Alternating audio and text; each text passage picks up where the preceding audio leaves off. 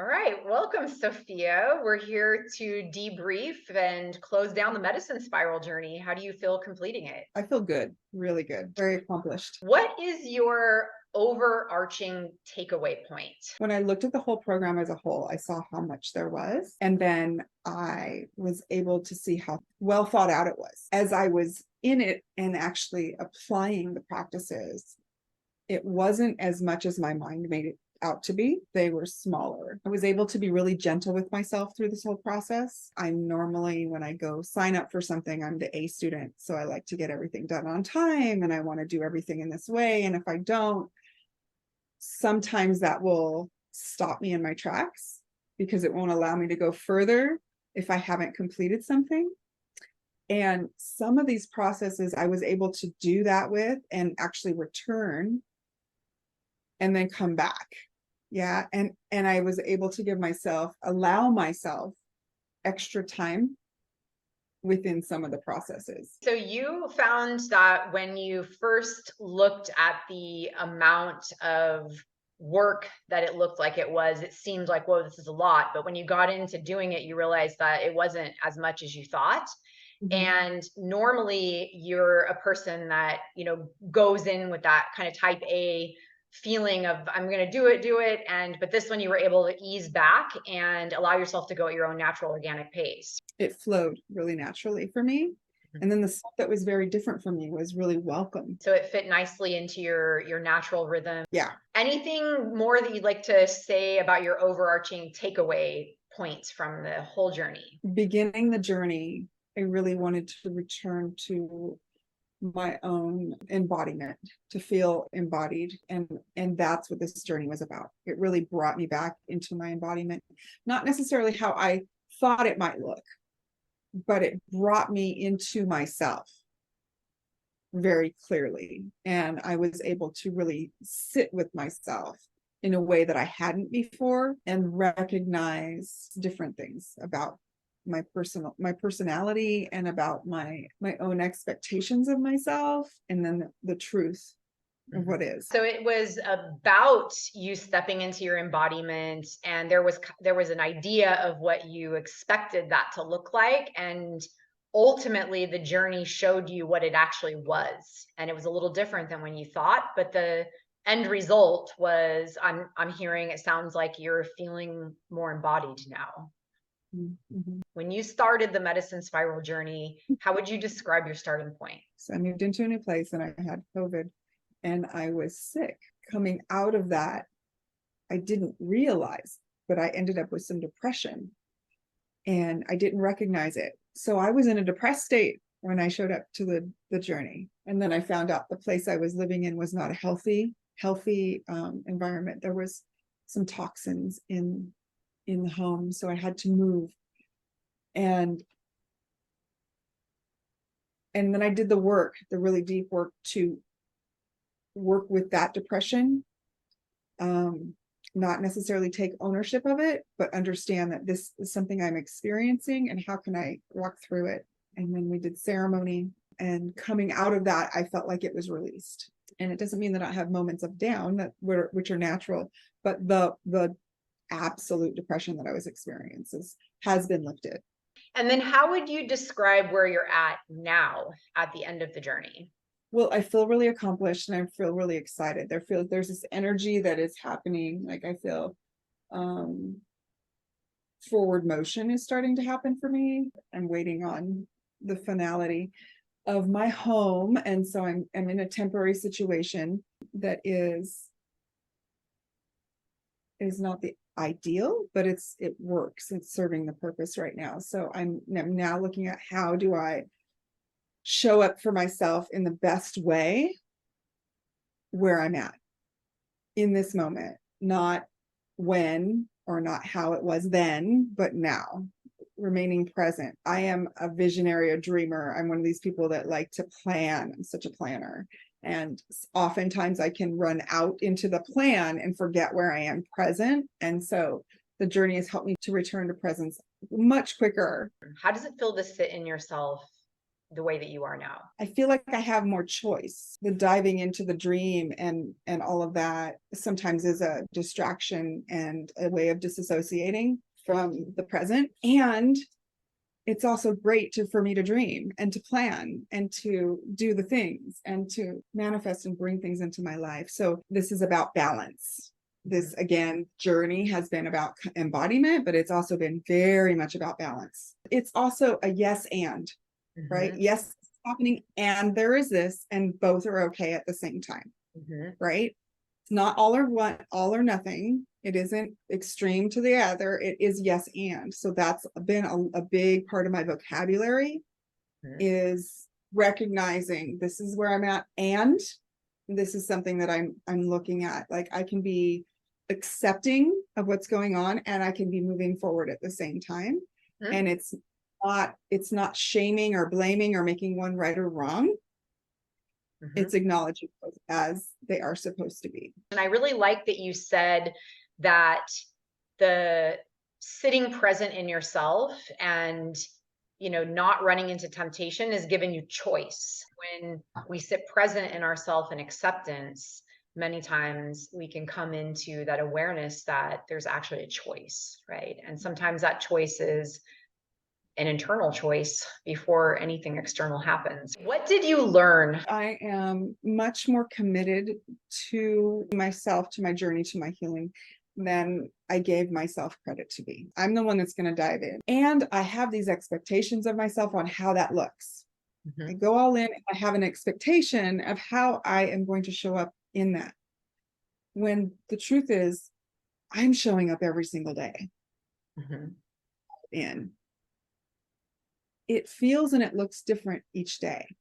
And I think that, like, learning to be gentle with myself and learning to check my expectations on what's real is also one of the big things that I'm taking away. And it's a practice. It's not like, oh, I learned this and now I have it. It's like, no, these are practices, right? It's practice, not perfection. And so I get to be gentle with myself. Some days I do better than others. What were some of the challenges you experienced in this journey? Recognizing and really staying present with the joy of whatever it is I'm doing, or like even recognizing my success. Yes, I am present and showing up. Like, I can say it, but like really sitting with that feeling of it. I mean, because I got really good in practice at sitting with the heart, the challenging stuff and working through those emotions and all of the things that did come up for me. It's almost like I bypassed just slightly the good stuff, like the really lovey, like all of that. And so that's something that I'm just really aware of right now. Like, how can I remain present and just allow it and not distract myself with anything else? And just like be in that lovely feeling, this practice of savoring the moments. Gotcha. Right? Like, so, the journey brought me into myself to sit with more present with what was going on. It was a practice of not being distracted so much by all the other things or even thoughts. Okay, now I get to savor those moments. When I recognized the time that I had depression, I even said, oh, I have depression right now, not I'm depressed. I have depression. So I got to witness the depression as I was experiencing it. And I looked at it from a different place. Like, okay, how can I be with you and this not consume me? And do you feel that it was some of the tasks and the practices in the journey that was helping you look at that differently than you would have in the past? This journey uncovered a lot of the things that are intrinsic to myself, like this wisdom. It helped me to tap into my intrinsic wisdom. It helped me remember some of the things that I had learned in the past, or tools that I had. I mean, there was definite a lot of the tools in the journey were like, oh yeah, oh, and this too, let's add that, yay, was helping me to remember and recall and actually receive the medicine that came through the journey. I really like that you said it helped you remember the intrinsic wisdom, like that which you had already known, and that was part of your own medicine, your own practice, your own wisdom, your own experience, and it Mhm. helped you remember that. Do you have any advice or words of wisdom about ways for someone, if they're taking this journey, that might help them in those moments see themselves through those challenging moments where they're facing the hard truth, or something's coming up, or distractions are coming in and they're getting pulled away from the journey or the task, or losing interest? Do you have any words of wisdom that might help someone in those moments? When you provided the meditations and the activations, it helped me to surrender. A big part of this journey is to be able to surrender, right? A big part of life is to surrender, right? To surrender to creator, or whatever you want to call it, right? To the reality of what's going on in your world right now. There is a part that we just have to let go, right? We have to let go and soften. So one of the pieces of advice I would say is to soften, to really be gentle, to soften, to allow, because none of the feelings that might arise are going to actually harm you, right? Like personally, I've walked through a lot of them, and I'm still here. I'm okay. And Sequoia holds a really beautiful container, and you're available, right? You're available. So when it gets rough, reach out. Oftentimes people have a hard time. I, in the past, had a hard time asking for help, right? I'm an independent, strong woman, okay? And that brings that whole persona, sometimes can make us feel like we have to do it all on our own. And to be gentle with yourself, and to know, like, it doesn't, like, if you need to just not do anything for 2 days, you're actually doing something. That's called rest and recovery and integration, right? I often forget about integration, right? We do a process, one of the things that are going on in there, and then we want to just keep going. Sometimes you have to pause. Yeah. It's in that pause where you get to integrate the lessons, the medicines, work through the emotion. Yeah. Then you can pick it up and begin again, right? You can always begin again. It doesn't mean, like, if you need to take 2 or 3 days off, take 2 or 3 days off. Right. You know? Yeah, the beautiful thing about the journey is that people have as much time to go through it as they want, to take the time they need to integrate and process and work through it. And sometimes it is easy in the integration part to integrate and to forget you're integrating. And then life happens. And then there's one day like, oh, that program I didn't finish. And it becomes another thing to add to a list of unfinished projects. The option with the medicine spiral journey that you took was one where it had a live coaching component with it. Someone can take the journey as just their own with the modules and not the live coaching, or they can do it with the live coaching. How did the live coaching help you? Did you feel that was a beneficial component to it? Huge benefit. Because I was experiencing some depression, there is a tendency in those states to not move forward and to just let things fall away. When I am committed to show up and speak to another person, meaning one-on-one, I tend to show up. I know that about myself. I could do it again, but I'd still want the check-in, because there's things that might want to come up and process. So I would suggest at least do a minimum package. Like, if people were considering all the packages, I would definitely have a few one-on-ones with you, just to get, like, just to have those connection points, like those anchor points. Is it a requirement? Probably not. If some people do really well on their own and can go through things like this and maintain it on their own. And I just do better. We're only seeing from our own frame of reference. I can see what I'm doing and I can think I'm doing all these things, but when I share with you, you reflect back to me, and all of a sudden I see it differently.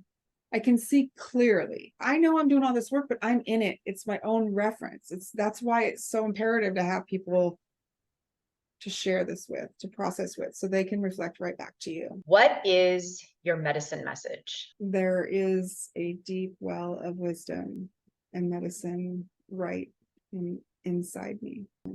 When we sit present with ourselves, we will discover it. There's a deep well of wisdom within, and when we sit present with ourselves, we'll discover it. What have you mastered? Trusting that I do know. I do have the answers. Beautiful. Is there anything else you'd like to share about the journey, about your experience with the journey that you would like people to know? If you really want to discover your truest self, to take it. Go on the journey. We have these ideas. Sometimes there's self-doubt about like what I think I know and who I am. Sometimes I worry that I'm going to lose parts of myself, right? And in this journey, I discovered like all of the parts that needed to be right there. And that even if this parts that I was like letting to set aside, the ways of being, or these, I wasn't dismissing them. It was just something I set aside and go, okay, this is part of my evolution as an evolving woman. Some of the things that used to serve me no longer do. And we hear this a lot in the spiritual communities.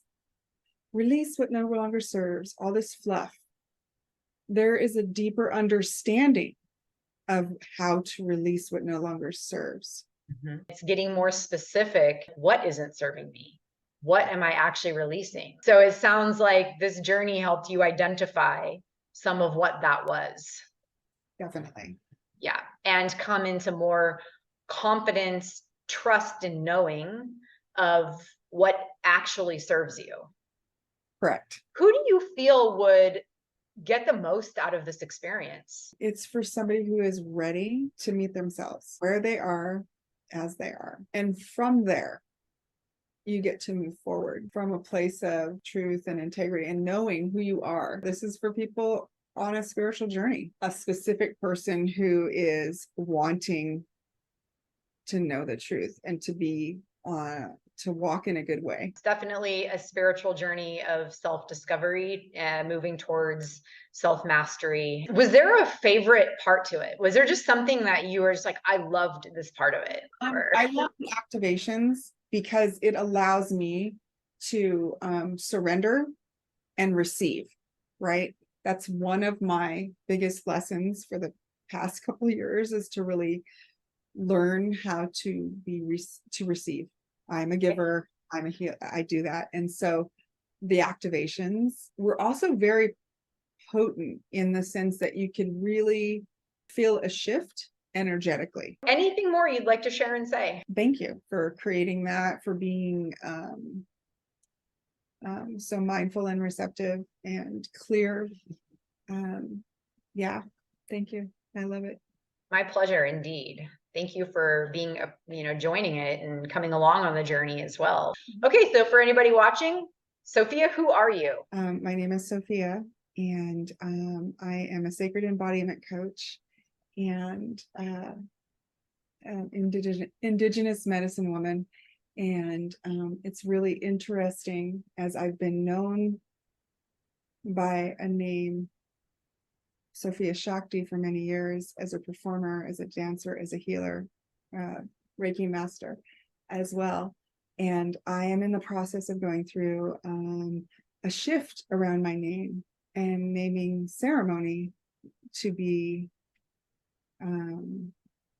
upcoming in my own indigenous language. And so it's very interesting when I hear, who are you? It's I'm on this journey of discovery of my own personal lineage in this lifetime. And so I go, oh, well, I've always been and I always will be Sophia. Who am I? I am. Thank you for sharing about your experience and being so willing to share your wisdom and your yeah, your experience and all that you went through with it. And I know it takes a lot of courage to come on and vocalize and talk about ourselves and the personal things that we're going through. So thank you for being willing to do that. Great. My pleasure. Yes, excellent. All right. I will see you soon.